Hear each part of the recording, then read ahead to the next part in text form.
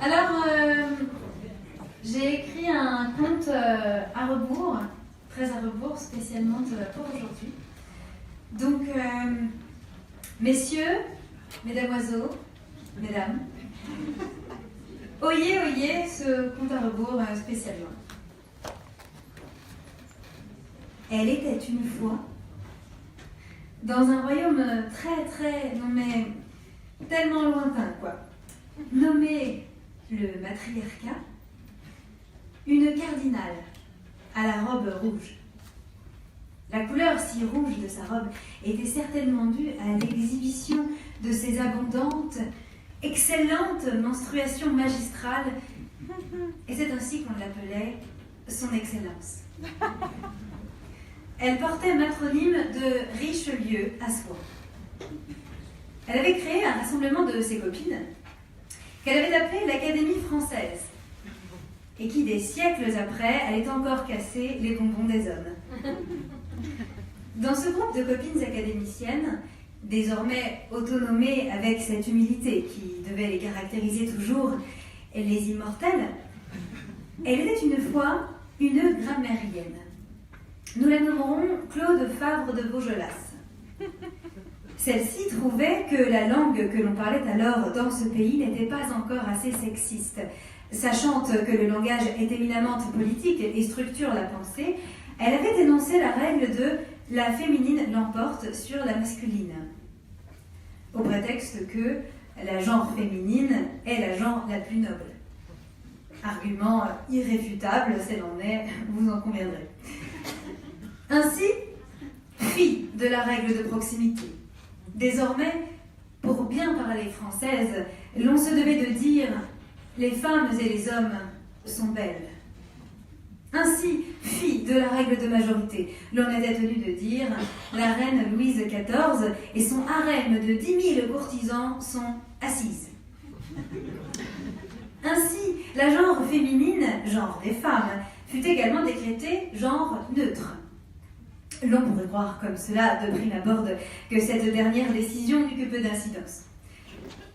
Bien à la contraire, suite à cette règle, l'on imposa que les adverbes, participes passés avec l'auxiliaire avoir et autres participes présentes, deviendraient invariables, neutres. C'est-à-dire qu'un homme parlant à un autre homme était tenu de dire par exemple « Heureusement, j'ai comprise la sermonne de la prêtresse à la messe dimanche dernière, etc. » Ainsi, des mots furent redéfinis selon le bon vouloir de ces dames, détentrices du bon sens. Par exemple, ambassadeur ne désigna plus un homme ayant pour haute fonction de porter les intérêts de la reine ou de la présidente de la République à l'étrangère, ce terme signifiant désormais le mari de l'ambassadrice. D'ailleurs, pourquoi un homme exercerait-il ces fonctions? Je vous la demande. Ainsi, les mots furent interdits, jusqu'à ce qu'on finisse par les oublier. Car aujourd'hui, si l'on parle bien naturellement des métiers, des titres de professoresse, de médecine et d'autrice, elle ne vient plus à l'idée de personne de dire professeur, médecin, auteur. C'est ridicule. Puis entre nous, c'est moche.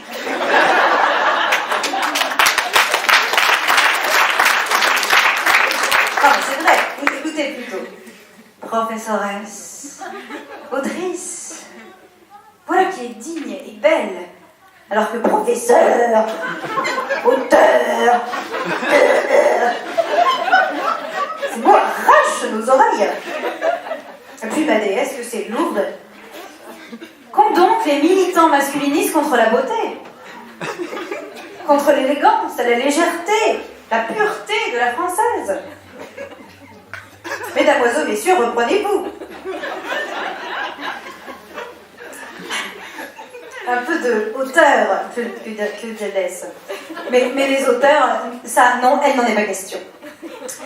On doit donc dire Monsieur la mairesse de Paris, Yann Hidalgo, Monsieur la procureuse de la République, etc.